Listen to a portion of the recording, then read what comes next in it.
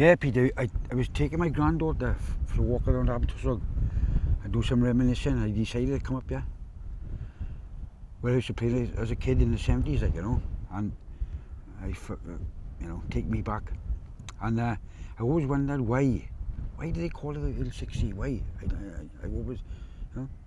It's strange, Mark, because as with most things, it's all like nicknames, you know, in the village. And they stick. Because, well, for those people who may be looking at this, they'll see me and they'll refer to a nickname and it sticks. And I think that Hill 60 is worth investigating. And I did have a little look, because obviously we spoke about this a few days ago. Hill 60 in Abertysswg, I've got a direct link to Belgium, First World War. If those who are inquisitive, like I was, like yourself, they'll see on Google, they say, oh yeah, it relates to McLaren Colliery. The hill that we're on Hill 60, has been formed millenniums ago when we would have been under ice. This is the reminiscence of the water flow relating back to the last ice age, and nothing to do with coal spoils. But behind us is part of the golf course, and as you know, there's lots of holes, and I think it's reminiscent again of the people who had served in the First World War, came back, and for peace of mind, and there are various people who I can recall, and I'm sure if I mention the names, you'll be able to say, oh yeah, I remember them. They used to go up the golf course or up behind Hud's farm and up onto Hill 60 for peace of mind, because what we know now is post-traumatic stress disorder. For them it was shell shock from the First World War. I don't know what they used to call the sort of circumstances relating to trauma of the Second World War. But yeah, it's, for me, Hill 60 is a part of a jigsaw puzzle that have recently come in, and I will investigate this further and probably end up very soon, go to Belgium where there is a Hill 60, where it was horrific. It's not far from Flanders and some other areas which is common to people's hearing. Battles, trenches, trench warfare, and yeah, and hopefully, you know, we'll be able to see for ourselves that Hill 60 in Belgium have got a direct link to where we're actually stood now. For us, this, like you said, is endless areas where we've camped, lit fires. But it's crazy how it all started off with me just taking a photograph of me and my granddaughter on Hill 60, sending it to you, and then we're doing this today. Yeah, it's just great, you know, and being able to do it, because, you know, we're no spring chickens anymore, but we can still come up Hill 60, and I don't know about doing a roly-poly. I get car sick very quickly. Or a bit of cardboard sliding down. Yeah, exactly, a bit of cardboard sliding down.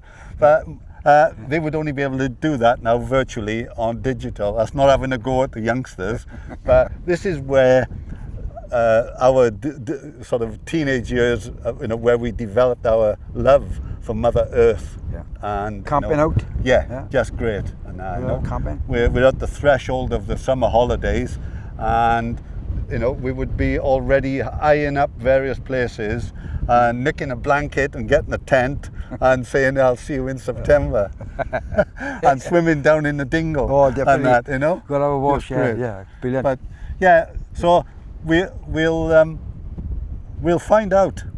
You know, I'm going to do some research with regards to people who was unfortunate not to be able to come back to the village because they lost their lives in the area of Hill 60 in Belgium.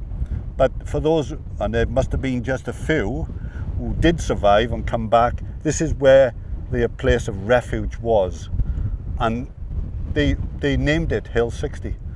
Again, I've looked at old maps. There is no reference to this being called Hill 60 before the First World War.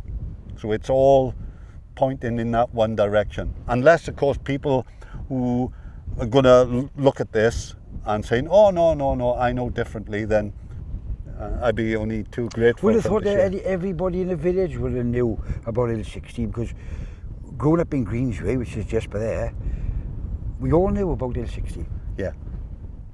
Yeah, because this was our social interaction. Now, you know, we've got iPads, computers, social media. We didn't have any of that. We had Mother Nature, you know, and swings over in small woods. Like I said, swimming, sometimes even in the coldest of summers, down in the dingle and in the Res when it was full. I never swam in the Res because I was too young. But yeah. I remember my father bringing me up, sitting down with the big oak tree, you know, down there. Yeah. Just sitting on the bank and people just diving off the trees when a young little kid, like. Yeah, it's just great. Yeah. But there's very few people who are up here now. So for our generation, when we move on, shall we say, the name of Hill 60 is probably fading very fast. Definitely. Because although most of our age group would be able to say, yeah, Hill 60, oh, it's up over there. You know, overlooking the golf course, overlooking Whitaker's farm, or Jeff Hudd's farm, and they're halfway. Yeah. That won't be the case. You know, the generation have forgotten Hill 60. But I'm hoping to bring it into the forefront of people's minds and relate it directly to those who lost their lives and give up so much in the First World War, you know. So hopefully a little bit more of the jigsaw will be put together. Fantastic. At a later date, and you know. So there we are. Yeah. Okay. The Dingle Reservoir. Spent many years, over the summer years, playing up there as a kid back in the 70s. Old Whitaker's farm. And you got the halfway house there, which is no longer. I haven't been a pub for years. Yeah. As Mark just pointed out, you know, just south of the halfway pub, which is now being coppiced, the conifers, which was planted round about early 70s, 69, 70. And further down, the great view of Neutradiga, Turf Hill, and in the foreground here, Greensway, where we both grew up.